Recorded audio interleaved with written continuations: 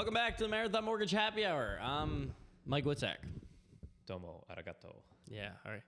Konnichiwa. I am Rory Farrell. We got Mike back from Japan. It's our first one that we've live recorded in a couple of weeks. So Yeah. a little peek behind the scenes. We did a lot of pre-recording, dropping them while you were gone. But welcome back, man. Thanks, dude. Yeah. Yeah. All right. Italian Pilsner for today. Cool. Birra de Levante. Shout out to my ancestors. Yeah, Italiano. So we love Levante here. They're out of Westchester. They do a lot. An array of great beers. Cloudy and Cumbersome is one of my favorites. We've done their Mexican lager. One of my Escalante. favorites. And then this is an Italian Pilsner.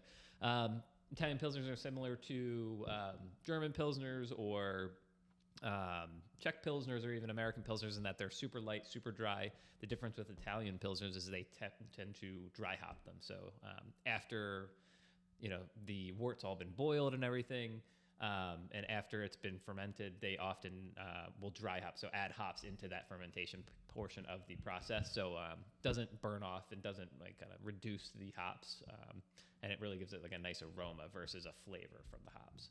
So a lot of IPAs and dry hopped pale ales, things like that, or have that aroma to it, and that's how it happens, is because of the dry hopping. Ready? So there you go. And then, look at this. They got a gold medal at the Frankfurt International Trophy. Grand gold. So congratulations, Levante. There you go. Let's hit it. Horrible pour, but we'll take it. You are left-handed, aren't you? I am. Yeah, that's a good pour. Not bad. That's a good pour. Can I have some? I was going to just pass you this one. Yeah, all right. Come on, gentlemen. son. Come on, son. Learn some manners over there in Japan. Yeah, you know. Arigato and stuff. Here we go.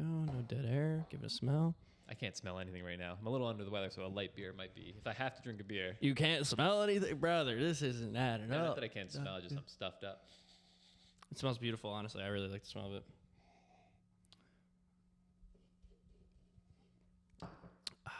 It's good. I like it. I mean, it's more of a summer beer, I'd say. And I mean, the sun's out, but it is 32 degrees today, so. Yeah. Little That's chilly. 0 degrees in Celsius. Okay, great. Nah, I don't think so. I think It felt like, what is it? It felt like 15 degrees this morning when I woke up. Yeah, that's not good. That's not good. So yeah, we got a pretty simple topic to talk about today. We can kind of blow through nice and easily and get over it. Gonna be talking about the new conforming loan limits. So what are they, Rory? Yeah, well, we touched on it a couple weeks ago, I believe, because what happens is in anticipation of the new year and the conforming loan limits changing, a lot of lenders will essentially underestimate what they expect it to be and start taking on loans with that new loan limit. Yeah. So a couple weeks ago, we touched on the new loan limits being increased to 750, up from 726, and change. And what has happened now that the official numbers have come out is that it's 766 and change, like 766, 550. Yeah, Is that correct? That is correct. Yeah, and that's for a one-unit single-family home. Yeah. The loan limits are higher for 2, 3, 4 bedrooms. Units. Or, sorry, 2, 3, 4 units. Yeah. Correct. Thank you. Just want to make sure. No, you're right. I know. So yeah, that's fully taken into effect in 2024. We're able to basically utilize those new guidelines as of today. I mean, it's only a month ahead of time, but Yeah. maybe it saves some people some money out of pocket. They don't have to take out as little as a loan. So just kind of industry stuff. Yeah. And it's a $40,000 jump from 2023. So Yeah, I think it was like a 5% increase. Something like that. I read. Yeah, so Okay. pretty nutty.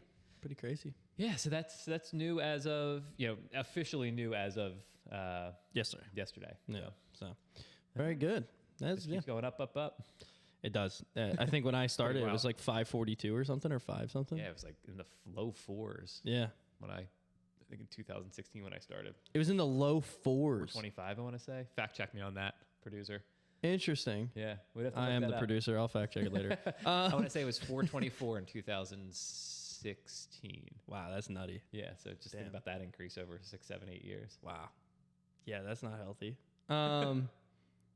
Holy.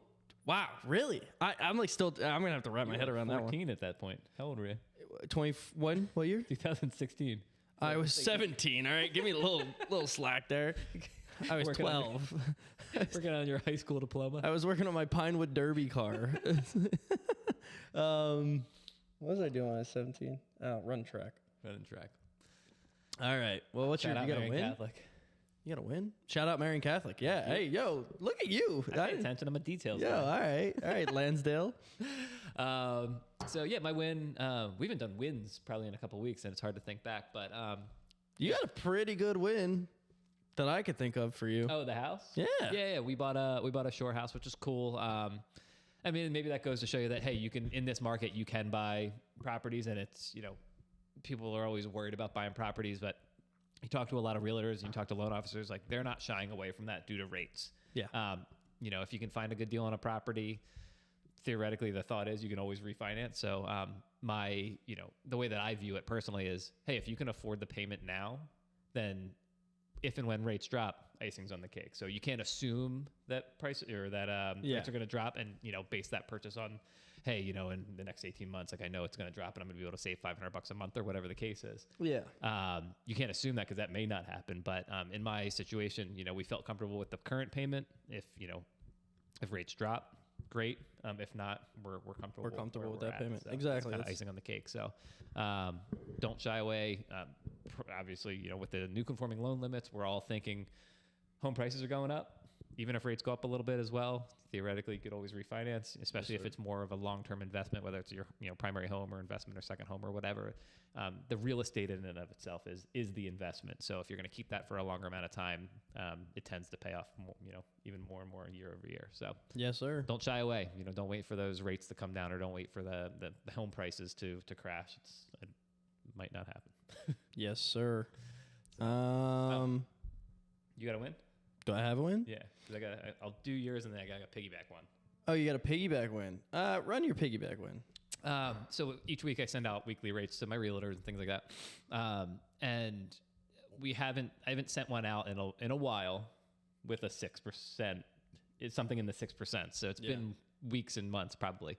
So the past 2 weeks we were able to send rate sheets out with a 6.99, and that felt good. That's that tangible, like just seeing a 6 versus a 7. Oh, we had high 7s on there too for a little. Yeah. So they're not down where we would like to see them, but seems to be moving in the right direction. And I think just from a perspective of a client or a consumer, it's like seeing a 6 instead of a 7, even if it's a 6.99 versus a 7 and an 1/8.